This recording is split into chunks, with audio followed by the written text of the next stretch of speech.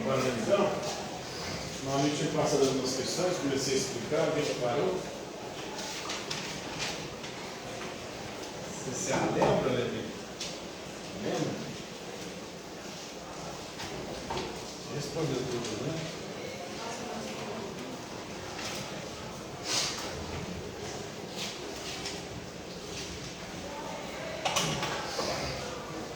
Só um que respondeu. Então, vai para 2. Qual que é a pergunta da 2 aí? Como ficaram conhecidos os discípulos de Aristóteles? Peripatéticos. Eles filosofavam caminhando.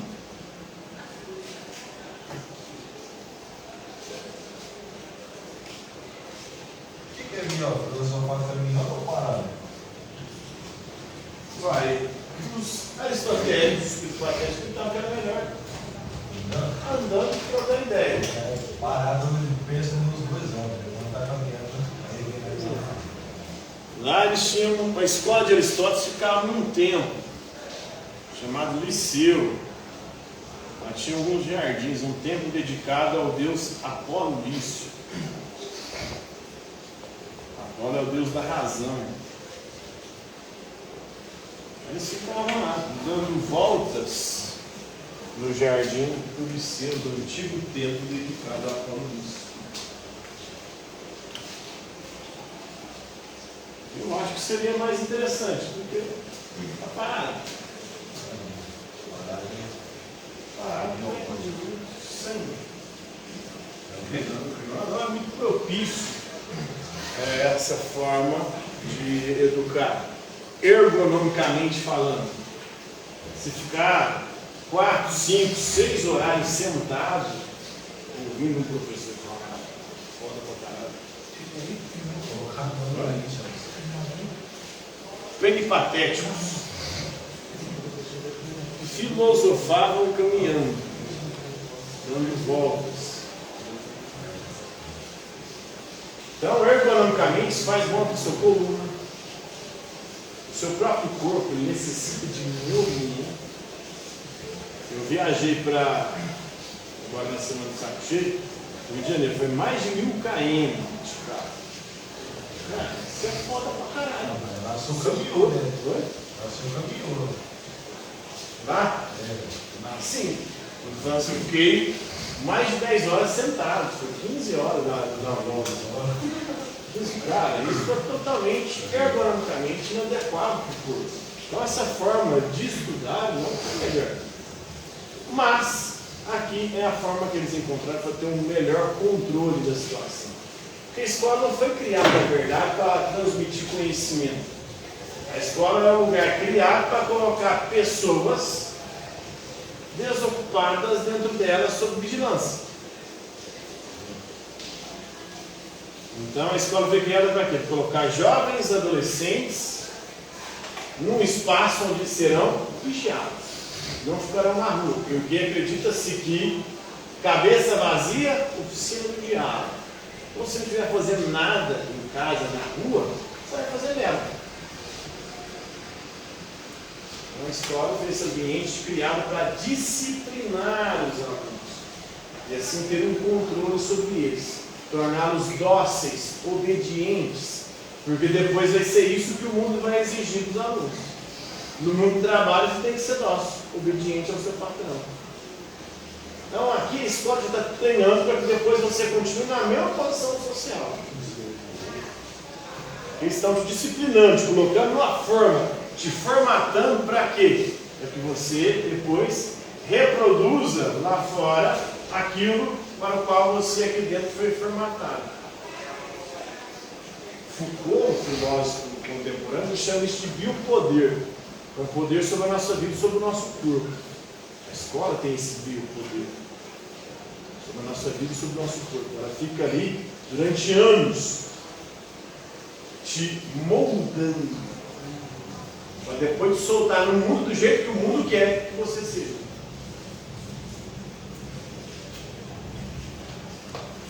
Você está aqui durante todo esse tempo. São o quê? Primeiro ao nono ano, são 9 anos, mais ensino médio, mais 3, mais a pré-escola. Os 14 é 15 anos dentro da escola. 14, 15 anos, onde eles vão o quê? Te moldando, te domesticando, te tornando dócil, obediente, formatando. Para que depois, lá no mundo do trabalho, você seja obediente, você faça tudo aquilo que te mandarem fazer.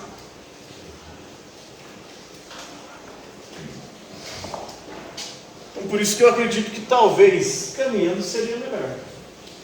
Claro que não pode também caminhando de vida.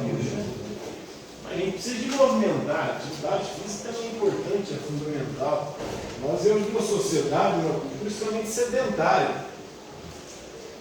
As pessoas não fazem atividade física alguma. Então, só uma caminhada ali, filosofando, já seria interessante por esse aspecto, por fazer movimentar. Aí já ia colaborando com o corpo e com a mente. É o ideal dos gregos, né? Corpo são e mente sã.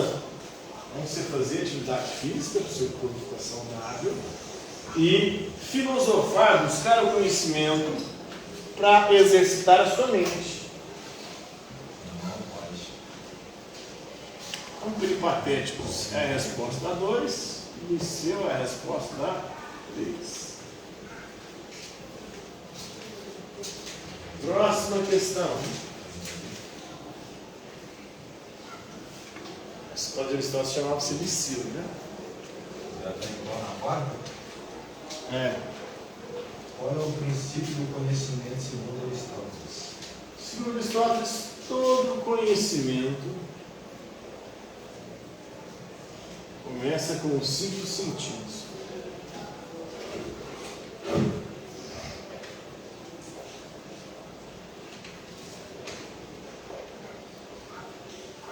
Ou seja, com as sensações. Não há nada no nosso intelecto que não tenha nos chegado, senão por meio dos sentidos. Tudo que a gente conhece, ou a gente viu, ou ouviu, ou sentiu o cheiro, ou o sabor, ou tocou. Não há nada na nossa mente que não tenha ela chegado, senão por meio dos 5 sentidos, das sensações. É das sensações que a gente elabora o conceito. O conceito é o conhecimento sobre as coisas. É quando a gente abstrai das coisas aquilo que elas são.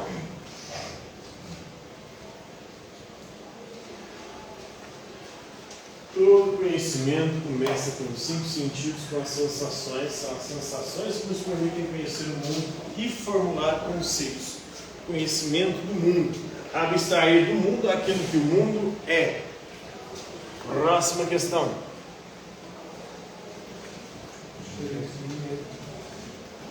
O método indutivo e o dedutivo segundo. Tem-se método indutivo e dedutivo. Indução, ou método indutivo.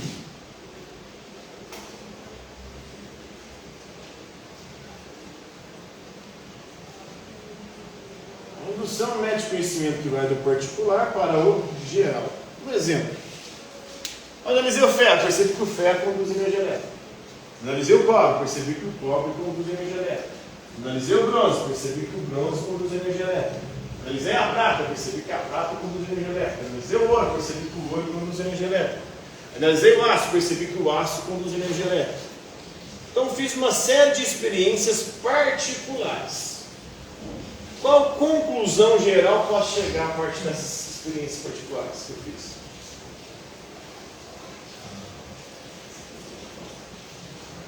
O que tem em comum tudo que eu acabei de falar aqui lá? Todos produzem energia. Todos conduzem energia elétrica. Todos são? Todos os elementos que eu falei são o quê? Eles induzem ou conduzem energia elétrica, mas eles são o quê? Metais, né? Então chega à conclusão geral. Os metais conduzem energia elétrica. Então, analisando um monte de metal diferente, eu cheguei à conclusão que eles conduzem energia elétrica. Então, eu concluo que os metais conduzem energia elétrica. Vou pegar um outro exemplo. Eu analisei um japonês. Percebi que o japonês tem que o japonês tem? Vai puxar. Outro japonês, um monte de japonês particular. Eu chego a uma conclusão geral. Todo japonês tem. Tá. Aí eu fui e analisei um africano. Percebeu que o africano tem? Outro africano, um monte de africano. Eu chego a uma conclusão geral. Todo africano tem? A pele escura, né? Então isso é indução. Você faz análises particulares até chegar numa conclusão geral. É o inverso da dedução.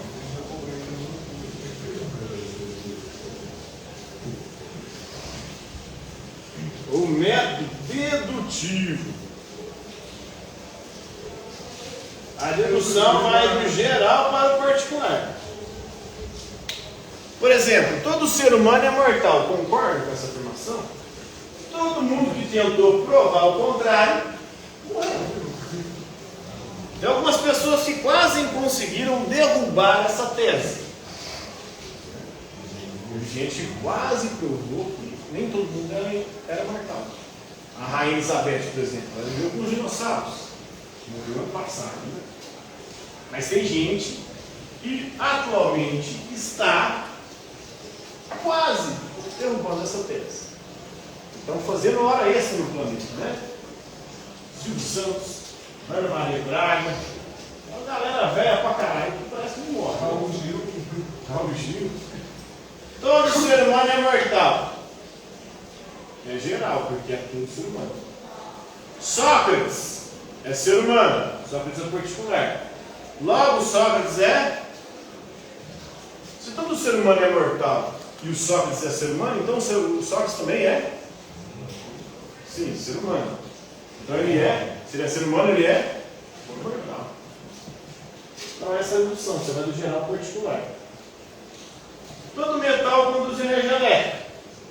O ouro é um metal. Logo, o ouro conduz energia elétrica. Todo japonês tem.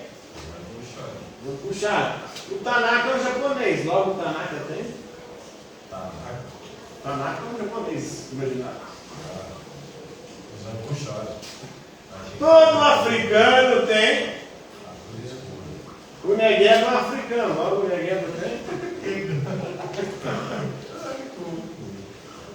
Então, a dedução é o contrário da indução. A indução vai do particular para o geral, a dedução vai do geral para o particular. Entendeu? Próxima questão.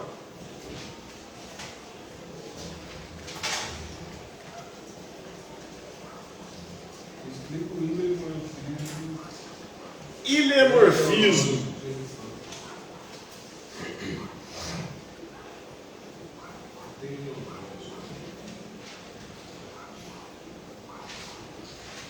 Ile em grego, matéria.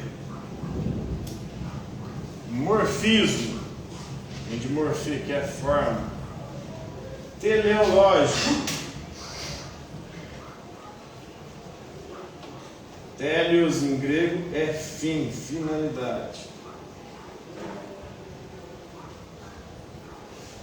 Então tudo que existe em matéria é forma e finalidade. Qual que é a matéria da mesa? Madeira, plástico e ferro, essa aqui, né? A forma da mesa, qual que é a forma dessa mesa aqui? Quadrangular, né? Retangular, com 4 lados. A forma geométrica dela. Agora, a forma essência da mesa. O que faz a mesa uma mesa diferenciada de todos os outros seres?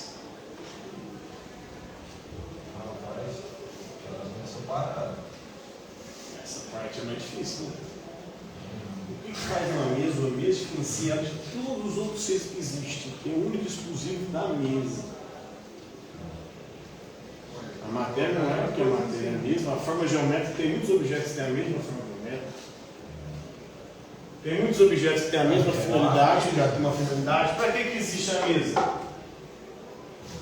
colocar as coisas. Colocar objetos, né? Suporte de objetos. Mas só a mesa que é suporte objeto, tem um monte de outras coisas que você é suporte objeto também. Um criado mudo. Claro, suporte objeto também. Uma penteadeira. Várias coisas que têm a mesma finalidade de uma mesa. Então a finalidade não é a essência. A essência é aquilo que faz de um ser o que ele é. E aí a coisa começa a complicar um pouco. Talvez é mais fácil a gente pensar no ser humano. O ser humano, qual que é a matéria do ser humano? Carne, osso, células, átomos. A forma. Aí é matéria, né? A forma, você pode falar de forma geométrica, que é humanoide, mas essa não seria a essência. Qual que é a essência do ser humano? O que faz o ser humano um ser humano que diferencia de todos os outros seres? O animal que fala, tem animais que se comunicam também, né? Aí tem uma coisa que é exclusiva nossa. O homem é um animal racional. A razão é muito diferente de todos os seres. A gente ainda não conheceu nenhum outro animal que tenha uma razão tão complexa e sofisticada quanto a nossa. Então isso seria a nossa essência, a inteligência. Já que somos inteligentes, essa é a nossa finalidade, segundo Aristóteles. Para que existe um ser humano? Para ver conforme a sua essência. Se a gente tem inteligência, a nossa essência, a nossa finalidade de existir é para buscar o conhecimento. Você nasceu com inteligência, e isso te diferencia de todos os outros seres, então porque você nasceu para isso, para alimentar a sua inteligência. Como é que você alimenta a sua inteligência? Com conhecimento. Então essa é a finalidade da existência humana para o Aristóteles. Próxima questão.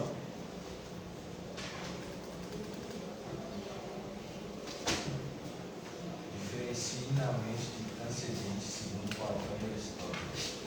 Para Platão, a verdade ela é transcendente.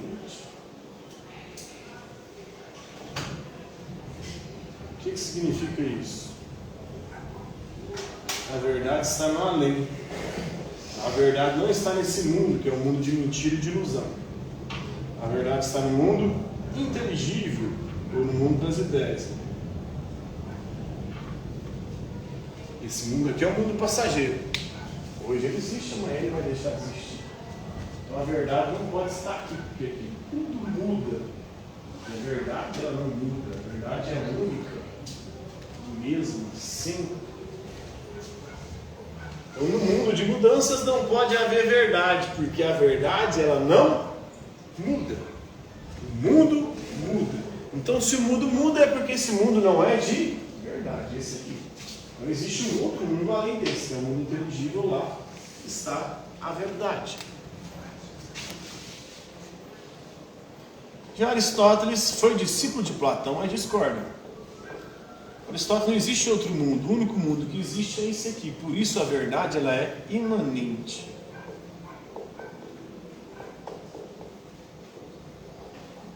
Ela está aqui nesse mundo, está nas próprias coisas.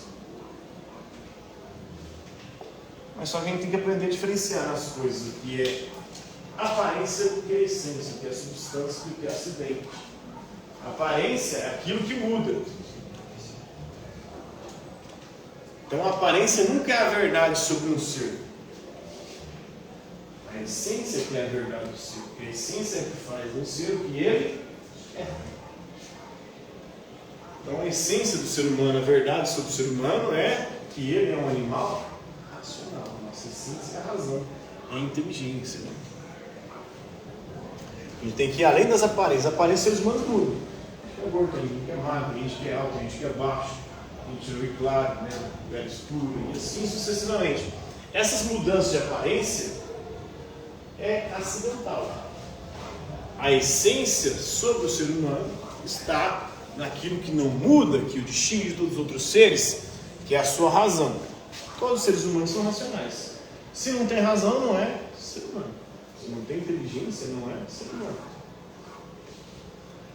Então a verdade imanente está aqui nas próprias coisas, mas além da aparência.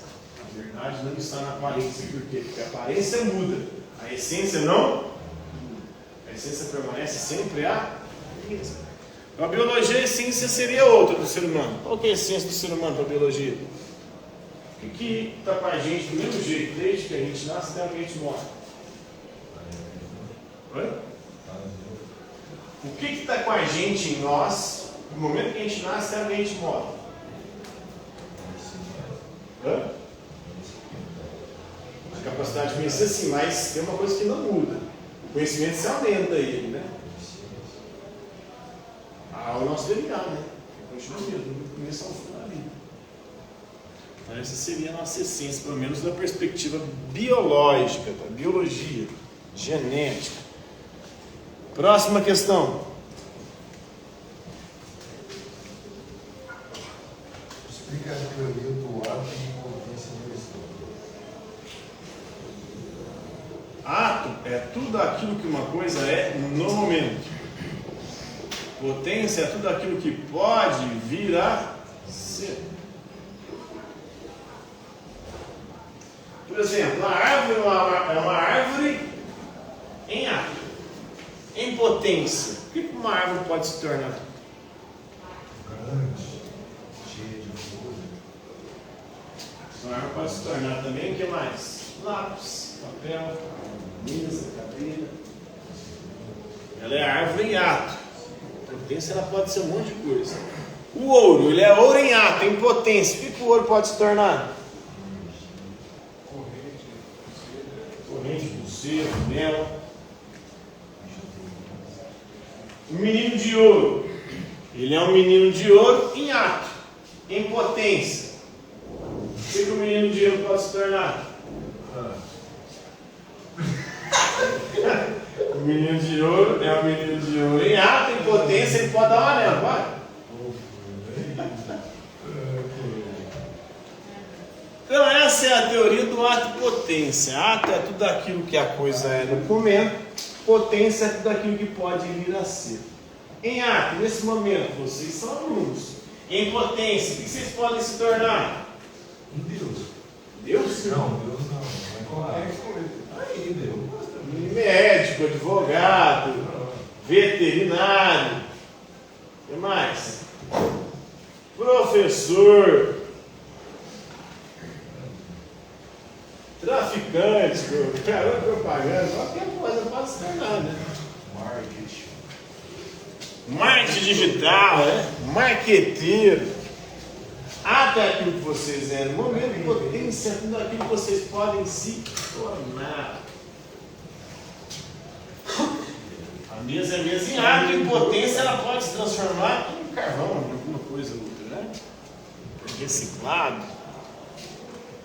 Próxima questão. Essa aí foi a 8, né? Diferença e substância. Substância.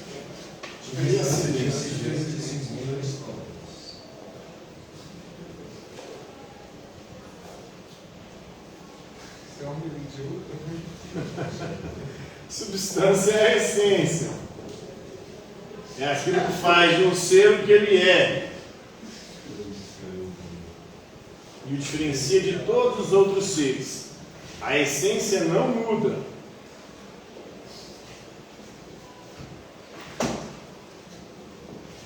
A essência é a natureza de um ser.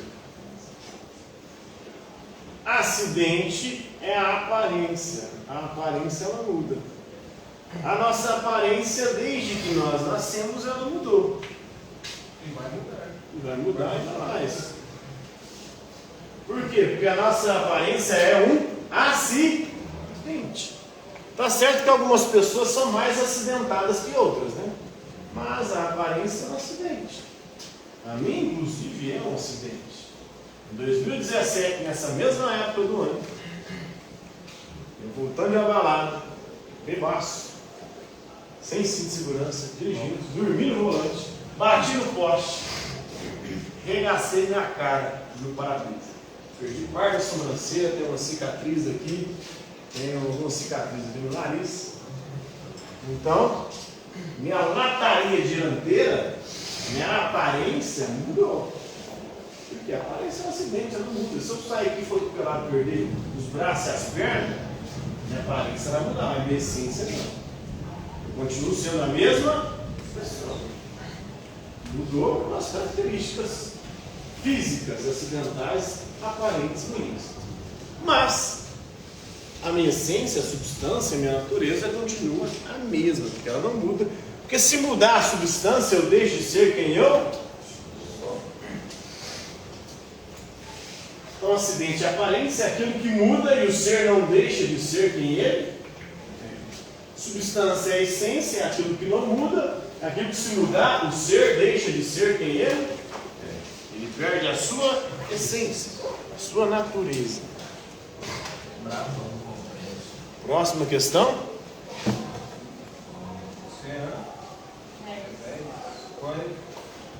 Quais são as quatro causas dos seres segundo Aristóteles? 4 causas dos seres segundo Aristóteles. Tudo que existe tem 4 causas.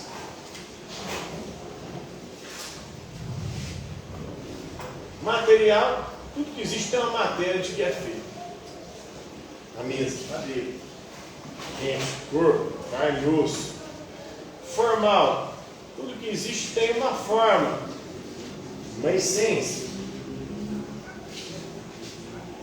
Eficiente, tudo que existe tem alguém que fez. Quem que fez a mesa?